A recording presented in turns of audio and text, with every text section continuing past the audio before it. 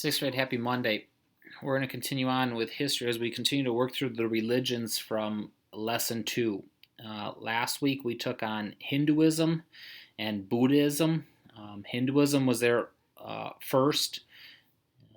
They believe in reincarnation, karma, dharma. Then we spent a day talking about Buddhism, started by Siddhartha Gautama, looking for inner peace, what they call nirvana. Today we're going to finish up with the last few religions, so hopefully you got your notes sitting here ready to rock and roll.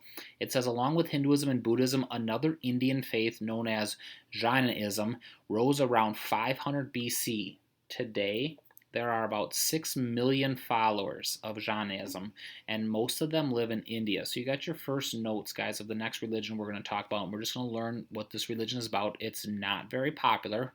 It only has 6 million followers in the whole world, and most of them are in India. Hinduism is obviously the big religion in India today. Let's learn what we know. The exact origins of Jainism are unknown. In its current form, though, it was developed by a religious leader named Mahavira. So you got number 2 in your notes. Mahavira lived in India at about the same time as Siddhartha Gautama. This is Buddha, guys.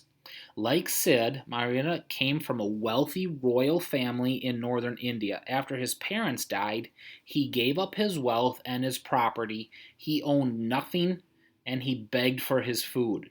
Number 3 in his notes. So, guys, what I appreciate is both Sid and Mahavira have money, and yet, in my mind, aren't happy. That's why they give it up, right? They're looking for this inner peace, this meaning of life, and power and money isn't it. And we always talk about that from a Christian perspective, how God tells us not to chase money. But guys, other religions around the world are doing the exact same thing, and yet so many of us believe money brings happiness, and yet we have so many examples all over the world that it's not true. Mahavira became known as Jina, or the Conqueror. Number 4, his followers came to be known as Jains. Many of Mahavira's teachings were like those of the Buddha. Both taught that people need to stop wanting worldly things. Only by doing so could they escape the cycle of rebirth and reach nirvana. The Jains practice strict poverty. So, guys, as you're looking at it, you can say, sounds like Buddhism. Stop wanting things, go through rebirth, try to reach nirvana. The slight difference here is the poverty thing. They just, if you're going to give up worldly things, then you give up worldly things, right? Is the big push with it. The key value of Jainism is ahimsa. This means practicing nonviolence toward all living things. Number 5 in your notes. Believing that all life is sacred, Mahavira's followers try to avoid harming any living creature. For example, they use brooms to sweep away insects so that they would not step on them. In other words, I walk down the sidewalk and I see an ant. You know what? My foot crushed the ant, didn't it? Don't faze me for a second. Jains would look around and say, let's make sure we don't step on any ants. I see a spider in my house. I kill it. Nope, they would toss it outside. You know, that's how much they value life, guys. Therefore, they did not farm, because they were afraid that as we plowed under, worms and other living things in the soil might get themselves killed. So you can see the extreme level they went to, guys. It's also a reason why there's only 6 million followers. Not that many people want to be that extreme, do they? The idea of Ahimsa has long influenced India's culture and politics. In the 1900s, the Indian leader Mohandas Gandhi wanted to free India from Great Britain. We'll talk about this later, guys, in this history book when we start talking about actually Mohandas Gandhi, but they're just bringing them up here. That's Gandhi right there. Thousands would come to hear Gandhi speak or to simply sit with him while he prayed. At the time, Indians refused to pay taxes or buy British goods as a show of protest. Many protesters were jailed, but India eventually gained its independence.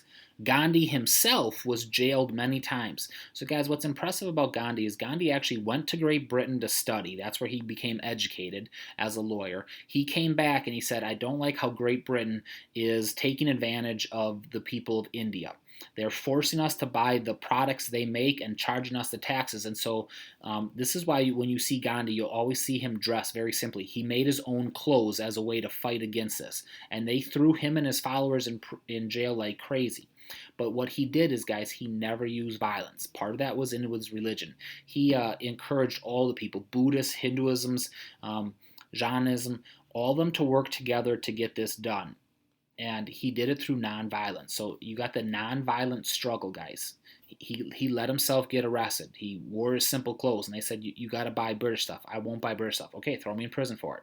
He once led a march to the sea to make salt. So they evaporated seawater and brought back the salt because Britain had made a rule that says you have to buy British salt.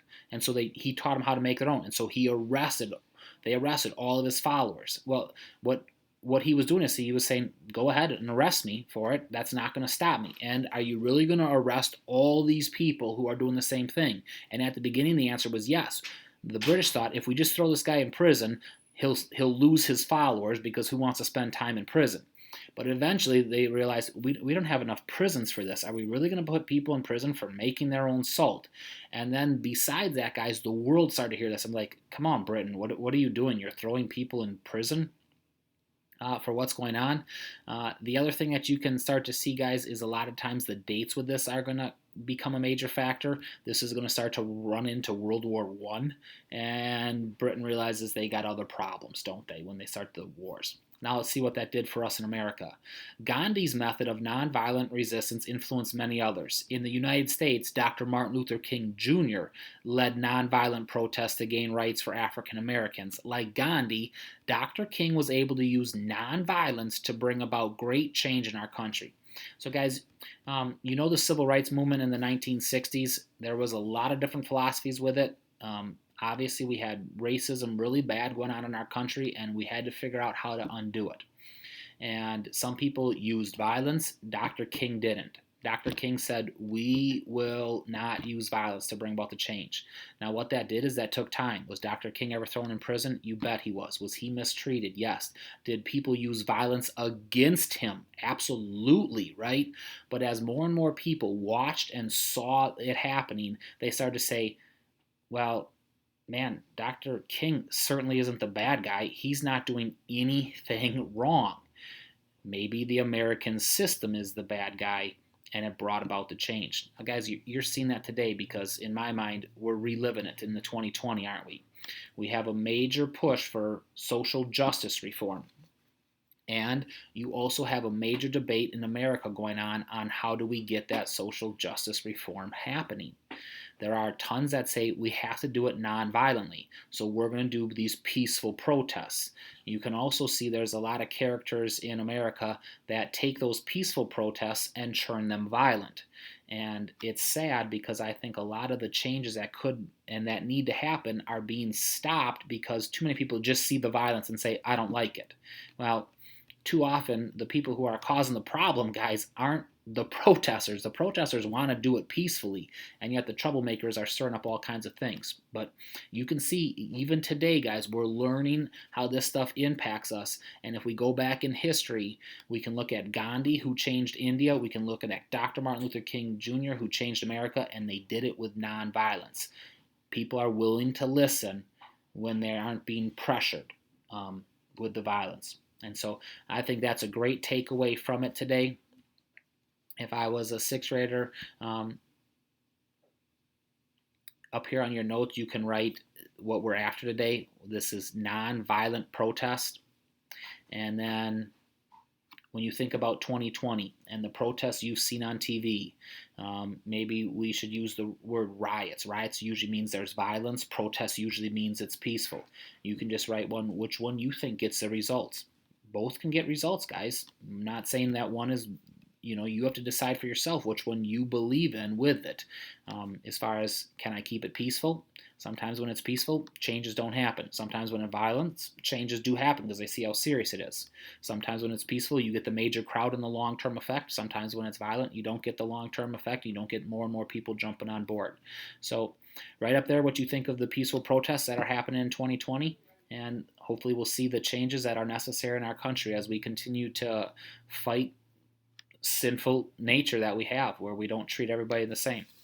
All right, we finally got done with lesson 2, guys, which means you got the worksheet to go along with it, the matching on the top, and the multiple choice on the bottom. Obviously, we spread out lesson 2 over 3 days, so Thursday, Friday, and today, Monday, to get it done.